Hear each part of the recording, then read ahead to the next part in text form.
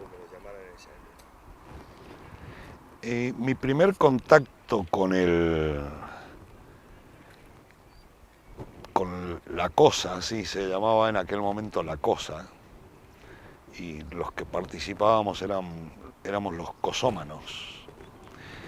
En abril del año 67 yo tenía 15 años, pero en realidad fue un contacto muy fugaz y no fue hasta unos 3 meses después que empiezo a participar en el primer grupo organizado de trabajo.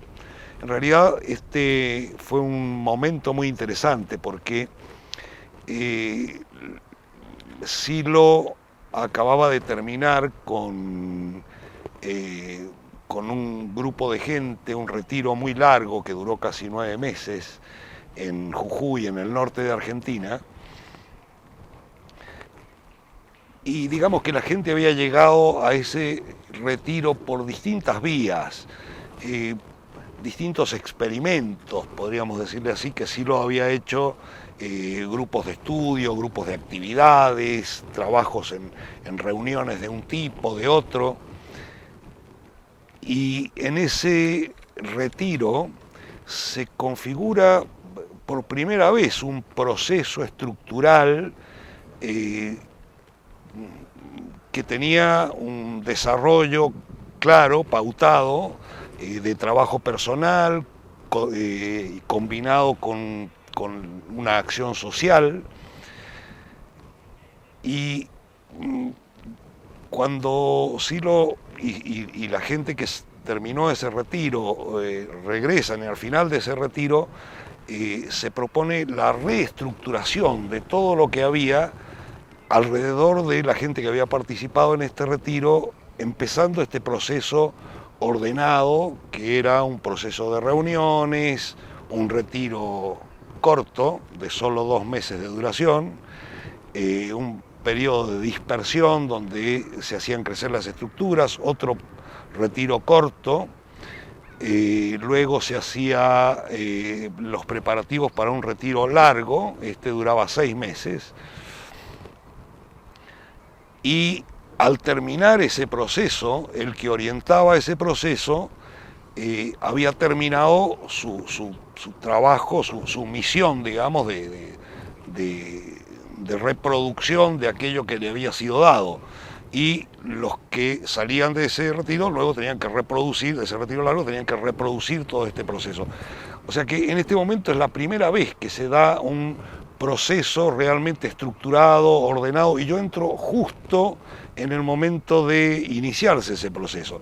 Decía que mi primer contacto fue muy fugaz porque el contacto fue muy gracioso. Yo estaba participando, estaba estudiando bachillerato, y un compañero mío de colegio, del instituto, tenía que, lo habían invitado a una de estas reuniones, y éramos muy chicos, teníamos 15 años, entonces a él no lo dejaban ir solo, entonces apañamos algo como de que íbamos a estudiar juntos, y nos fuimos a esta primera reunión, pero justo era la reunión donde se estaban disolviendo las estructuras tal como, o los grupos de trabajo y los grupos de estudio tal como habían sido, como se habían llevado hasta ese momento.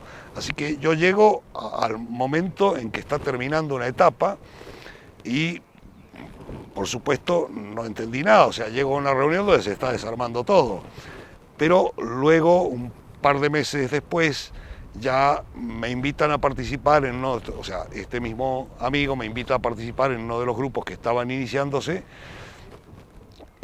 a partir de uno de estos orientadores, digamos, que salían de este primer retiro muy largo del negro, que fue, decirlo, que fue el que se llamó Base 1, que fue en Jujuy.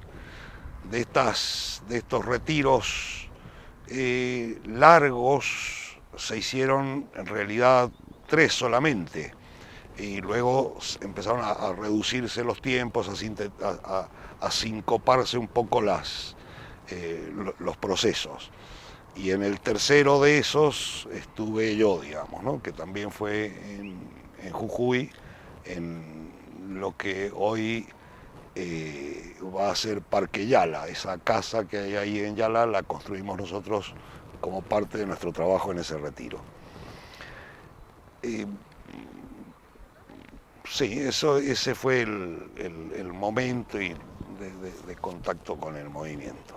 ¿Y cómo te conectaste? ¿Por medio de quién? Bueno, como te comentaba, este compañero mío de colegio, éramos muy amigos, pero un día lo veo leyendo un librito que se llamaba Psicología de la posible evolución del hombre, de Ouspensky, y le pregunto con curiosidad y me comenta que ese librito forma parte como del material ideológico de unos trabajos que está haciendo su hermano. Su hermano estuvo en esta base 1 con Silo. Le pido que me preste el libro cuando lo termine. Es un librito muy simpático porque es muy sintético. Plantea la posible evolución de la conciencia humana. Y eso a mí me impactó mucho, un poco también por mi situación personal, de donde venía esta imagen de poder, de que la conciencia humana pudiera dar un salto, pudiera evolucionar, o sea que éramos prácticamente un embrión de algo que podía ser.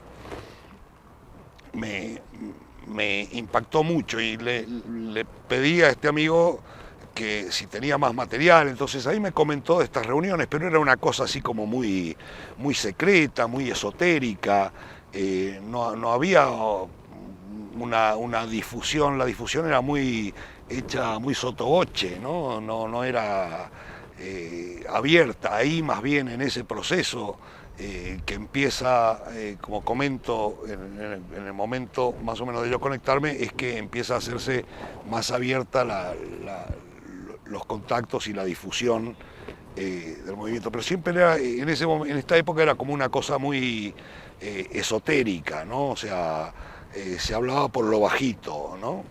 Y yo creo que eso además contribuía al clima de misterio y a que uno quisiera con más énfasis participar de ese tema.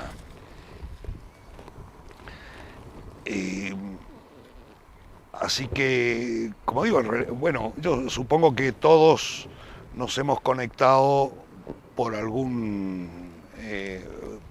modo más o menos aleatorio, pero en mi caso creo que si este amigo no hubiera tenido problemas porque ya tenía problemas familiares, porque un hermano mayor estaba participando y eso era un escándalo, una especie de escándalo familiar, no me hubiera invitado a la reunión. Esto era en Mendoza, además, es una sociedad sumamente conservadora, una especie de aldea donde cualquier cosa que uno haga resalta y se nota socialmente enseguida, ¿no? O sea, es como la sociedad del chisme, ¿no? ¿Y cuándo y cómo conociste a Silo? La primera vez. ¿Cómo fue el primer encuentro? La verdad es que no sabría decirlo, porque yo empiezo a participar en este grupo con uno de los orientadores que había estado trabajando con Silo directamente, y claro, ahí en Mendoza, que es, como digo, es una aldea pequeña, nos solíamos juntar todos los mediodías a tomar café, a vernos entre todos, y ahí estaba, entre aquellos con los que tomábamos café, estaba Silo.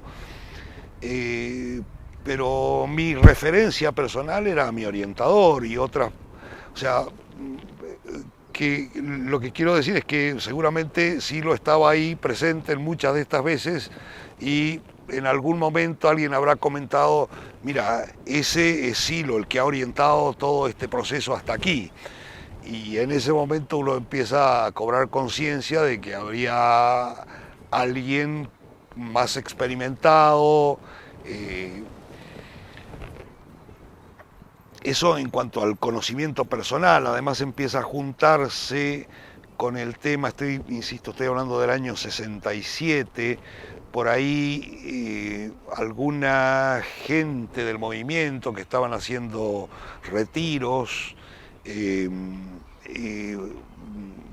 esos lugares donde estaban haciendo retiros y estas prácticas que eran oscuras y raras, fueron allanados por la policía, gente fue detenida, salían comentarios, se hablaba de Silo, salían las publicaciones, aparecían en la prensa amarilla más impresentables, estas revistas y pasquines, detenidos,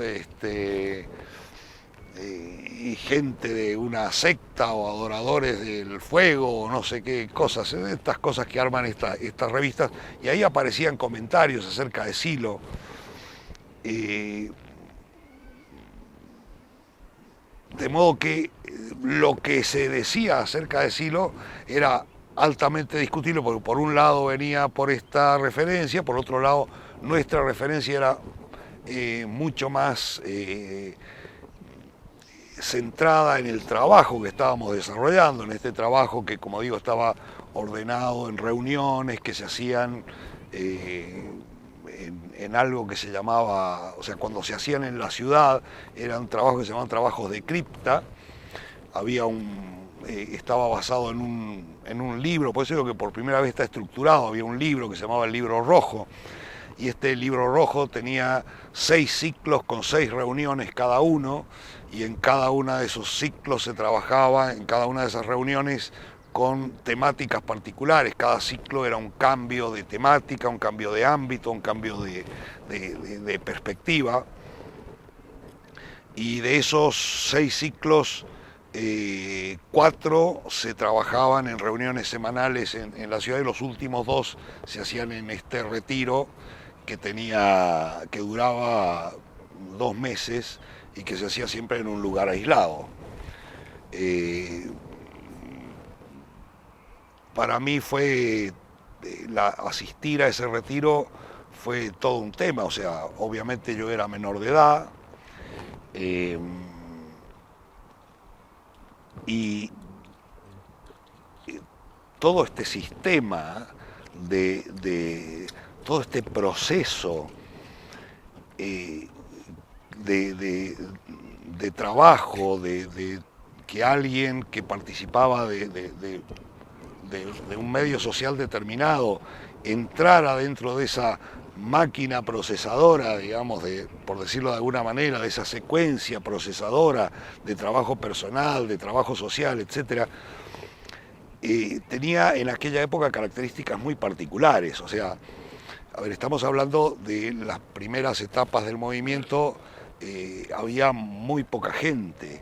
La intención era formar gente que que fueran los pilares de algo que es lo que hoy vemos. Pero esto sucedía en una aldea de un subpaís. Imaginarse que gente corriente de esos lugares iba a poder armar algo de estas dimensiones requería gente que tuviera mucha fe, que creyera fuertemente en lo que hacía, entonces ese proceso era un proceso de fortalecimiento no solo interno, era también un proceso de fortalecimiento en un desarraigo del medio, porque era una etapa de fuerte diferenciación. Seguramente muchos de los que participábamos en la cosa en aquel momento,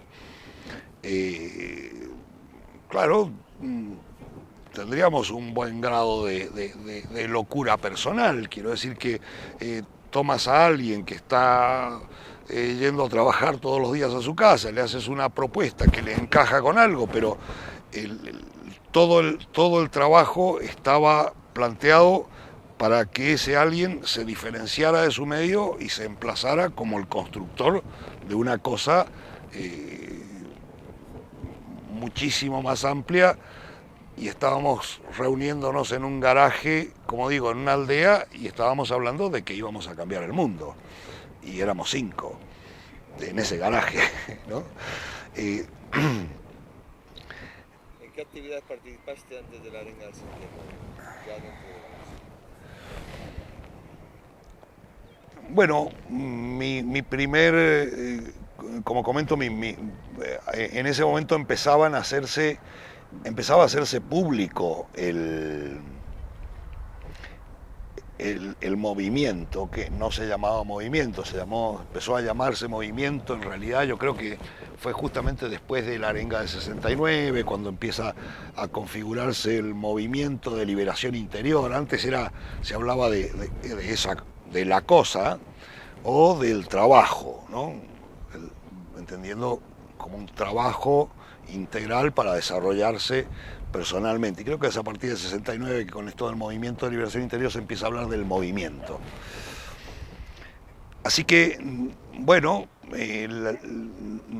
nuestro mayor, al principio, digamos, los primeros ciclos de trabajo eran básicamente asistir a las reuniones, hacer algunos operativos que tenían que ver justamente con el fortalecer el temor a la imagen, al que dirán. Y ahí empiezan también las primeras actividades externas. Entonces empezamos a hacer conferencias exponiendo cuáles son los planteamientos de la cosa, ¿no? Cuáles son los planteamientos de este movimiento y qué es lo que se propone y qué es lo que se propone desarrollar.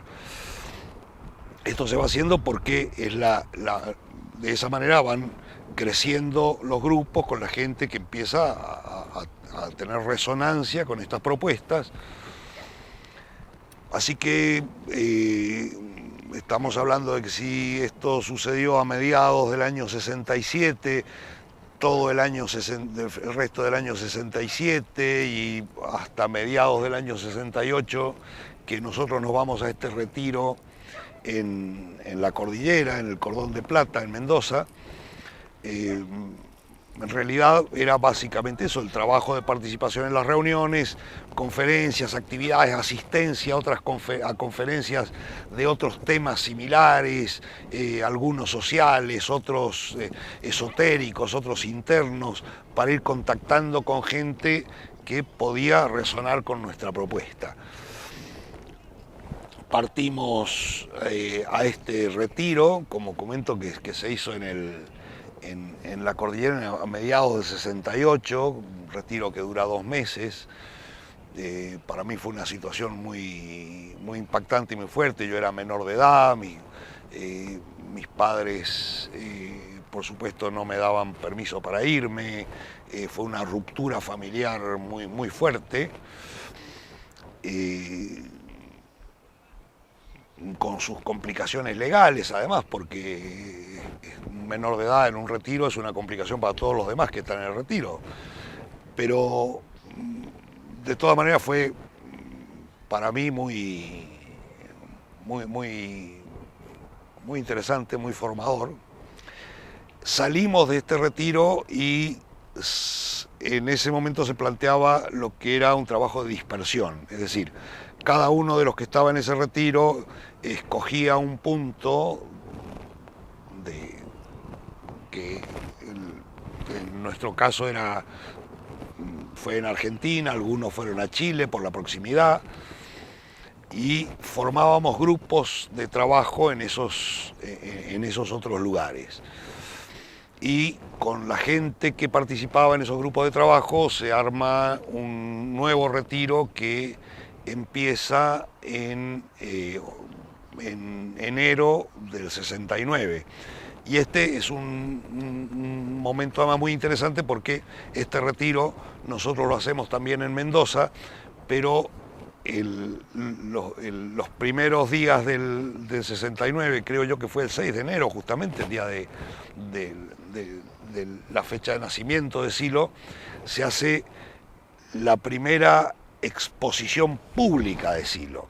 Es decir, no su presentación personal, que esa fue la arenga, pero sí la exposición de que existía alguien que se llamaba Silo y que ese alguien estaba vinculado además a Mendoza. Se hicieron pintadas en todos los lugares donde estábamos, en Argentina, incluso en Chile, pero en Mendoza fue monstruoso. O sea, en una noche se pintó y se empapeló toda la ciudad.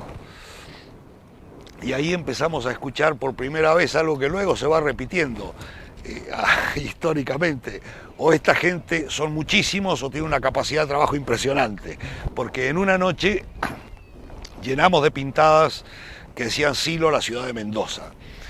Y al mismo tiempo, claro, nosotros estábamos empezando este retiro también en Mendoza, en la zona de la cordillera, muy cerca, así que la gente que estaba en este retiro viene a colaborar en la pintada, porque en realidad éramos 30 personas en Mendoza que estábamos haciendo todo esto. Así que esa fue la primera manifestación pública. Existe alguien que se llama Silo y tiene algo que decir.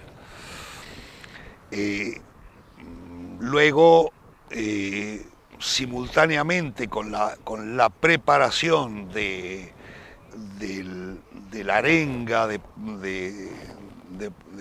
Punta de Vacas, en el caso nuestro en particular estábamos preparando justamente este retiro largo, de modo que el grupo en el que yo participaba, la orden, porque esto, digamos que se parece un poco, además, la forma de estructuración y que son los consejos que hemos conocido posteriormente, se llamaban órdenes, ¿no? El grupo, la orden en la que yo participaba, estábamos preparando justo este retiro, el primero que se hacía dentro de todas estas secuencias, y empezaba en julio del 69. Entonces estábamos muy involucrados en esta preparación, y por eso también estuvimos un poco menos involucrados en el armado de la arenga de Punta de Vacas en particular. Y luego, por supuesto, bueno, todo el trabajo de difusión para la arenga, digamos, ¿no?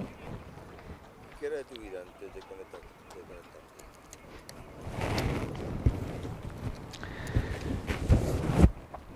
Bueno, a ver, como comentaba, yo tenía 15 años.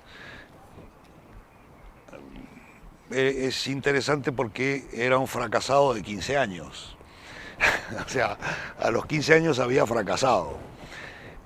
Yo venía de algunas experiencias en lo político-social que habían sido muy importantes para mí, y sin embargo me había desilusionado fuertemente de esas propuestas. También en el tema religioso, como yo soy de familia judía, me había preparado y estudiado la religión para hacer mi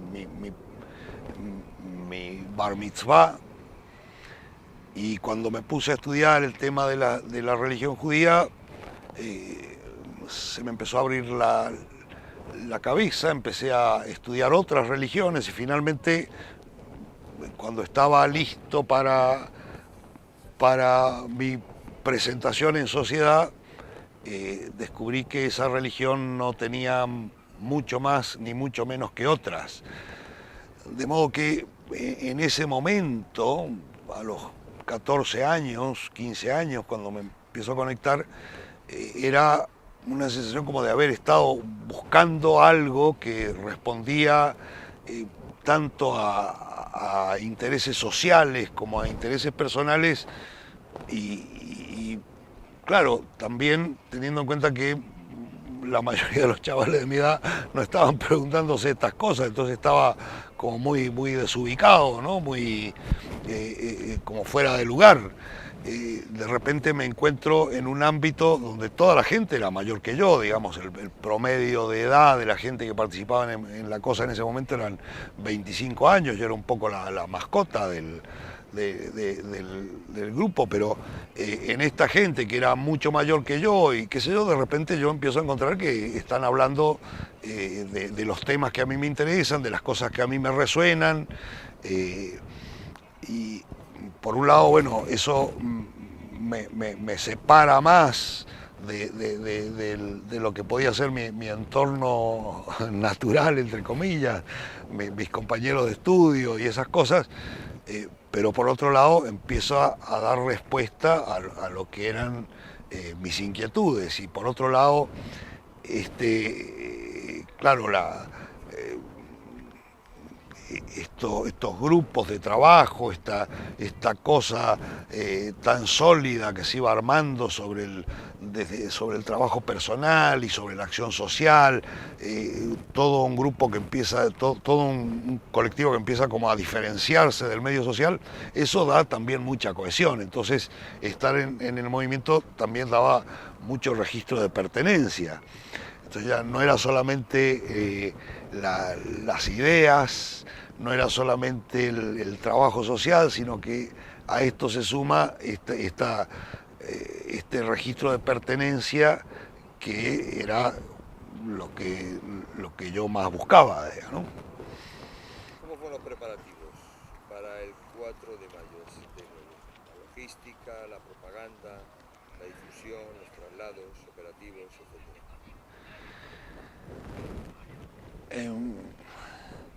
Claro, habría que aclarar aquí que un poco por la época, bastante por el lenguaje que se usaba, un poco también para seguramente diferenciarse de esa propuesta política guerrillerista, estamos hablando de los 60, donde empiezan a destacar,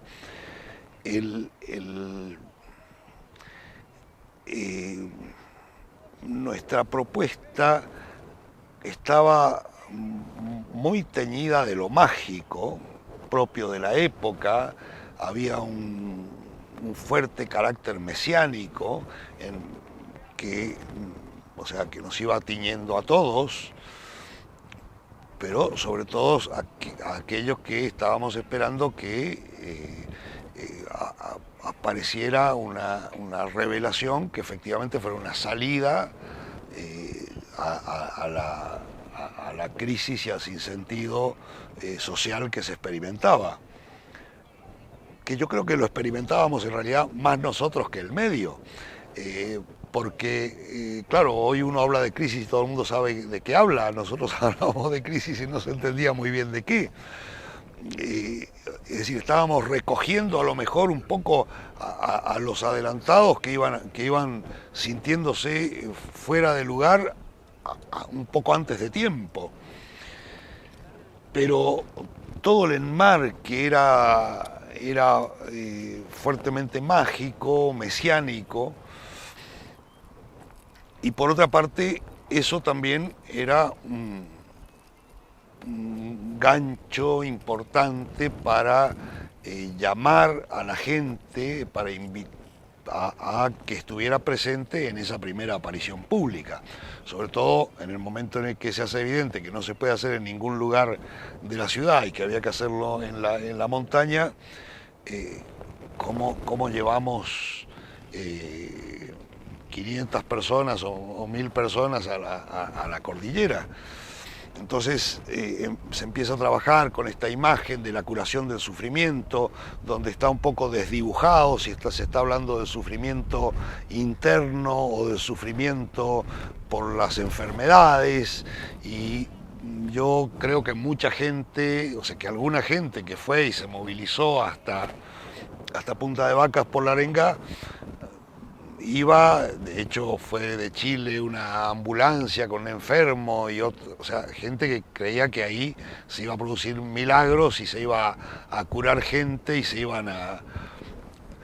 eh, entonces, en la medida en que eso empieza a despertar interés y se ve que la gente, que va a ir mucha gente, se empiezan a alquilar autobuses, durante las 3 semanas previas a la arenga íbamos barrio por barrio con volantitos invitando a la gente a la curación del sufrimiento y refiriéndola para que pudieran conectarse con los autobuses que iban a subir y con la gente y alguna gente que se organizaba, tratábamos de que se organizaran en sus propios vehículos para subir. Era un poco complicado y eso, digamos, yo creo que esa convocatoria es lo que finalmente va rebotando, trasciende, así es que llega un periodistas de Buenos Aires, incluso un periodista de la CBS, estas cosas que van rebotando en los canales de información y de repente teníamos más de 500.000 de personas allá, una buena cantidad de prensa y 500 oyentes para la curación, escuchar cómo se podía curar el sufrimiento. Propaganda, difusión, traslados operativos, ¿alguna cosa más? Eso, sé que había, o sea, a ver, fue un operativo coordinado y muy bien coordinado. Yo no estaba, insisto, en el equipo que estaban coordinando el tema de los alquileres, de los autobuses, de estas cosas, pero todo esto se planificó como un mecanismo de relojería, ¿no? O sea, incluso ante la eventualidad de que no dejaran pasar a los autobuses, ver cómo movilizarse para hacer la arenga en otra parte, en el camino, si es que llegaba a producirse ese evento. O sea, estaba muy, muy organizado. Por otra parte, era para quedar absolutamente exhausto, insisto, éramos muy poca gente, iba llegando gente de los grupos de trabajo y estructuras que habían en Buenos Aires, en Córdoba, y cada uno de ellos colaboraban, pero además cada uno de ellos tenían que ir organizando y manteniendo a la gente que venía con ellos, de modo que en realidad la cosa en Mendoza nos iba quedando a nosotros que estábamos trabajando 24 horas al día para poder tener las cosas bien armadas el día de la arenga, ¿no? ¿Qué expectativas tenías? ¿Con qué esperabas encontrarte ese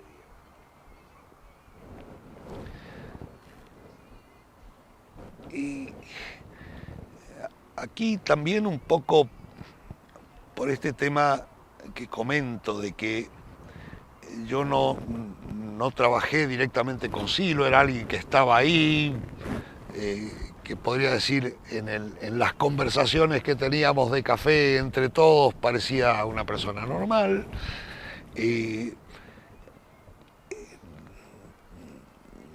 Hasta que se empieza, hasta enero de ese año no tenía grandes expectativas en el tema. En enero se empieza a cargar esta cosa y yo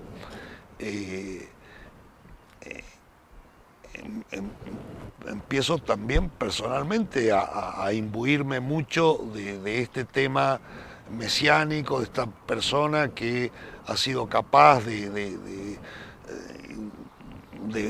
tener una percepción del mundo interno y del mundo social y que va a venir acá y va a decir cómo no solamente podemos superar el sufrimiento en lo personal, sino también en lo social y cambiar de una vez por todas y muy rápidamente este mundo en el que vivimos. Es decir, de alguna manera la expectativa era aquí va a haber una explosión, aquí va a pasar algo que va a transformar el mundo. cosa que efectivamente sucedió, pero ha tomado un poco más de tiempo que lo que uno se imaginaba en ese momento, que se imaginaba, bueno, de aquí a 6 meses ya estamos en otra cosa, todo habrá cambiado.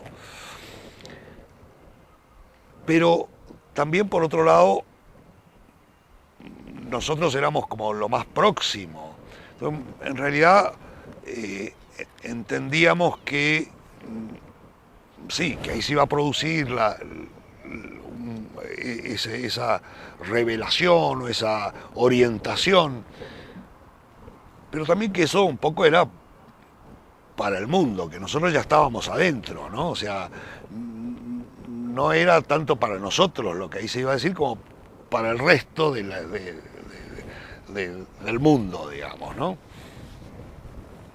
Cosa que además en la misma arenga empieza a reforzarse cuando se habla de cuando tú cercas a alguien entre sus seres queridos. Nosotros éramos los que habíamos sido cercados, echados de nuestra familia, discriminados, perseguidos, o sea que se le estaba hablando a los demás de lo que nos hacían a nosotros. Entonces un poco esa percepción de que se estaba hablando al mundo y no necesariamente a nosotros, se ve reafirmada. Yo creo que en mi caso personal es un poco después que empieza a caer la ficha de, mira, pero esto, o sea, a ver, que esto me lo está diciendo a mí y no al resto, que no estoy acá como testigo, sino como oyente, ¿no? ¿Cómo recordarás ese día? El viaje, la arenga, las anécdotas de interés que puedas contar, sentimientos que surgieron, registro de aquel día. Y, a ver, yo creo que en realidad estábamos tan metidos e imbuidos en el tema organizativo que seguramente muchas cosas que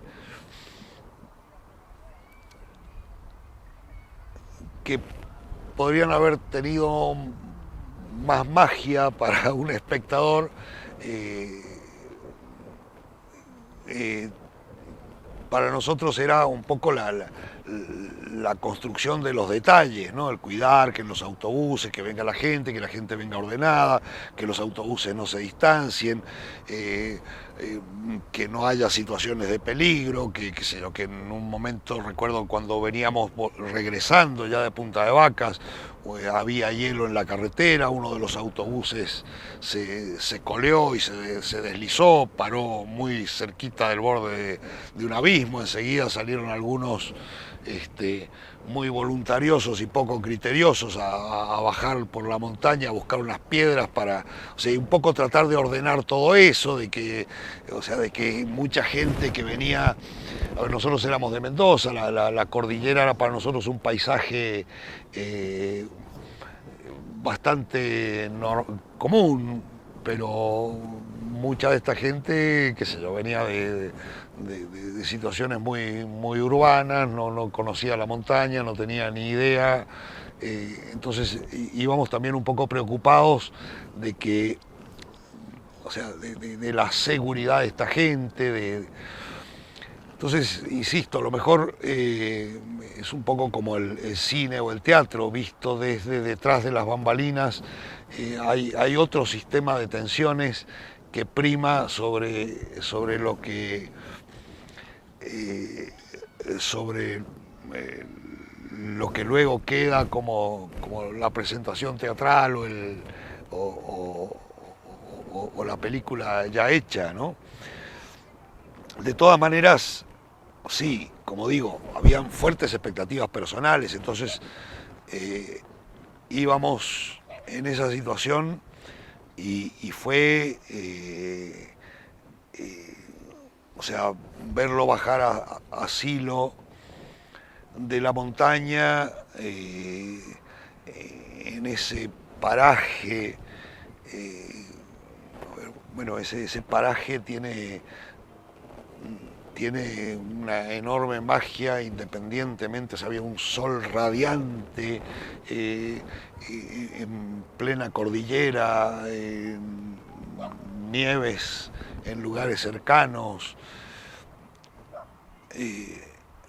ver 500 personas o más ahí era una cosa que,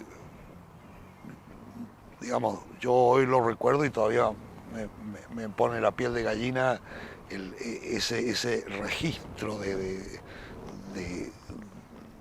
ese colectivo. Ahí uno se pregunta, pero ¿cómo llegó toda esta gente acá? ¿Qué hacemos acá? Y luego baja Silo y con esa voz, con esa fuerza y esa firmeza, pero también esa bondad.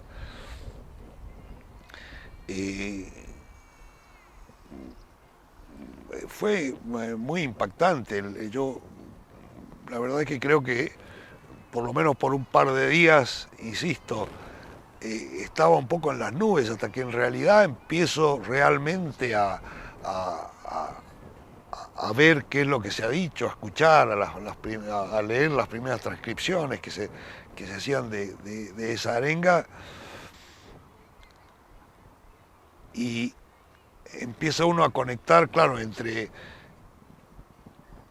No se ha producido acá aparentemente la gran revelación que va a cambiar todo el mundo de acuerdo a las expectativas de uno, y sin embargo esto tiene una profundidad, tiene un peso, tiene una fuerza de gravedad muy potente, que además nos reafirma en ese proceso que llevábamos, y que, como digo, 2 meses después estábamos en un retiro donde además casualmente en los primeros días se produce va a Silo también allá, y es en ese lugar donde se da la primera arenga prohibida. ¿Cómo modificó tu vida? ¿Qué influencia tuvo? ¿Hubo un antes y un después?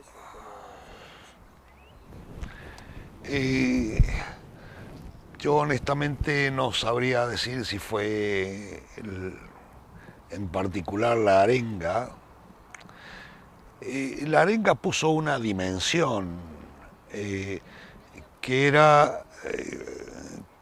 fue la dimensión de no solamente de lo mundial, digamos, de esa extensión, de ese alcance que tenía esa propuesta, que, como digo, o sea, uno podía conversar de eso mismo en un garaje, pero ahí de repente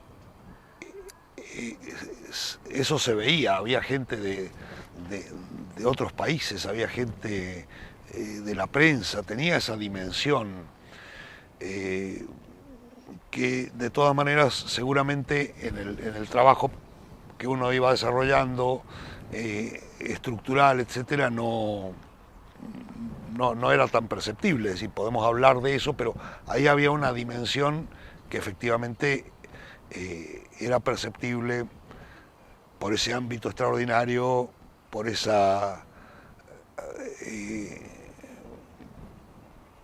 por la dimensión de esa arenga, por la asistencia de la gente, etcétera. Como digo, yo estaba en medio de un proceso de trabajo. Podría decir que eso reafirmó absolutamente mi confianza en que esto que nosotros estábamos planteando efectivamente era algo verdadero, que llegaba al corazón del hombre y que era capaz de producir ese cambio social al que todos aspirábamos. Hubiera sucedido lo mismo si no hubiera estado la arenga de por medio. No sabría decirlo, pero estuvo ahí, y personalmente agradezco que haya estado ahí y haber tenido esa oportunidad de reafirmarme en ese camino, ¿no?